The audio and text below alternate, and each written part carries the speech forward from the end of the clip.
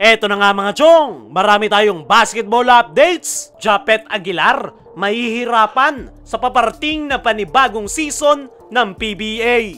Barangay Ginebra, maganda ang magiging future dito kay RJ Abarrientos. Sa nakalipas na PBA Rookie Draft ay itong si RJ Abarrientos ang masasabi nating generational talent. Kaya naman, ginawa nga ng Ginebra ang lahat para lang ma-secure itong si RJ Abarrientos. Sa katunayan, pagdating nitong si RJ Abarrientos ng Pinas at agad nga itong pinapirma ng kontrata at wala ngang naging problema ang Ginebra management dito kay RJ Abarrientos dahil kayang-kayang ibigay ng SMC anuman ang hingin ng nasabing rookie. At agad ngang nasubukan itong si RJ Abarrientos sa kakatapos lang na exhibition game nila kontra sa P-League champion na New Taipei Kings, kung saan binuhat niya nga ang Barangay Ginebra at nakapagtala nga ito ng 20 points, 6 rebounds at 6 assists. Grabe nga yung output na yan para sa isang rookie at mukhang tama yung naging desisyon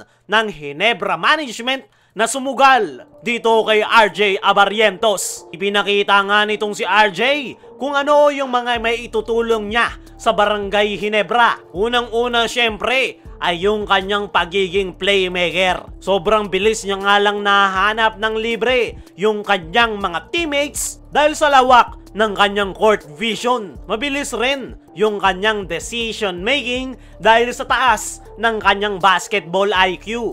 Yan talaga yung pinakadahilan kung bakit siya kinuha ng Barangay Ginebra dahil kailangan nga ni Coach Tim ng isang solid point guard na papalit sa pwesto ng paretiro ng si LA Tenorio. Mas maganda nga yung flow ng triangle offense kapag merong solid point guard. At sa ipinakita nitong si RJ Abarrientos sa kanyang debut game ay sobra-sobra pa sa isang solid point guard ang kanyang naipakita. Dahil bukod sa kanyang magagandang setup at assist sa kanyang mga teammates ay threat nga rin ito pagdating sa opensa. Hindi nga po pwedeng iwanan ng depensa itong si RJ Abarrientos dahil kayang-kaya nitong pumuntos at napakataas rin ng kanyang porsyento pagdating sa 3-point area. At yan nga ang dahilan kung bakit maraming coach sa PBA ang tinatawag siyang generational talent dahil bukod sa kanyang magandang playmaking ay kayang-kaya nitong pumuntos kung kanyang gugustuhin. Kompletos rekados ika nga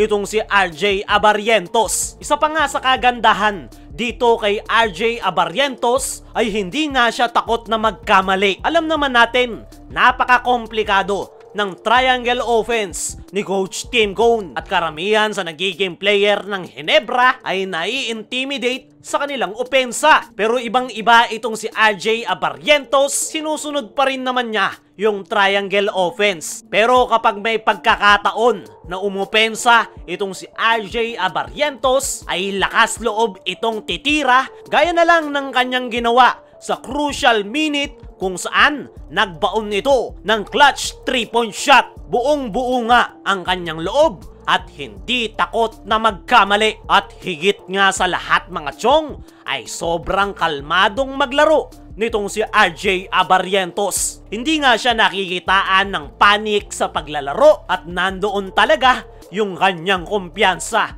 Kung matatandaan nyo, nabanggit ni Al Francis Chua na personal na niyang nakausap si RJ Abarrientos at ang first impression nga sa kanya ni Boss Al ay sobrang taas ng kumpiyansa. At mukhang hindi lang sa pagsasalita kumpiyansa itong si RJ Abarrientos, talagang nagagawa niya sa actual game. Kaya naman, napakaswerte ng Barangay Ginebra dito kay RJ Abarrientos at panigurado yung naitala niyang 20 points, 6 rebounds at 6 assists ay kayang-kaya niya pang madoble pagpasok ng panibagong season, lalo na kapag nakabisado na niya ang triangle offense at nakabuo na ito ng solid chemistry kasama ng kanyang mga teammates. Kung si RJ Abarrientos ay malaki ang magiging impact sa Barangay Ginebra ay mahihirapan naman itong si Japet Aguilar sa paparating na panibagong season ng PBA. Kapansin-pansin nga sa naging exhibition game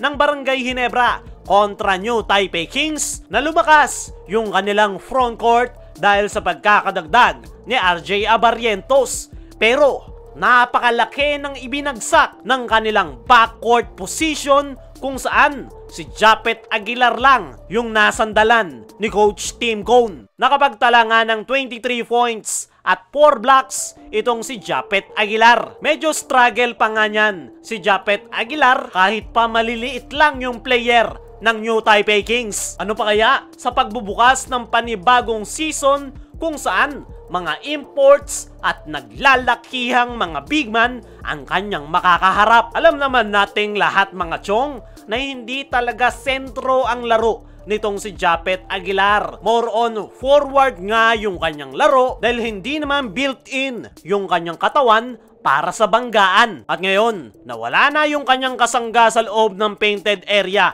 na si Christian Stan Hardinger, ay mas bumigat nga ngayon yung responsibilidad ni Japet sa Barangay Ginebra. Ngayong siya na lang yung natitirang reliable big man ni Coach Tim Cone. Nandyan nga sila Isaac Go at Ben Adamos, pero yung laro ng dalawang yan ay more on outside shooting. At kung ganyan yung kanilang laro ay panigurado mahihirapan itong si Japet Aguilar kontra sa mga imports at naglalaki ang mga big man. Pero panigurado, nakita na yan ni Coach Tim at kayang-kaya niya yang magawan ng paraan. At yan talaga yung essence ng kanilang tune-up game para makita yung mga possible na problema na kailangan nilang ayusin. Kayo mga chong, naniniwala ka ba na kakayanin ni Japet ang center position o kailangan niya ng big man na makakatulong sa loob ng painted area? I-comment mo lang dyan sa ibaba.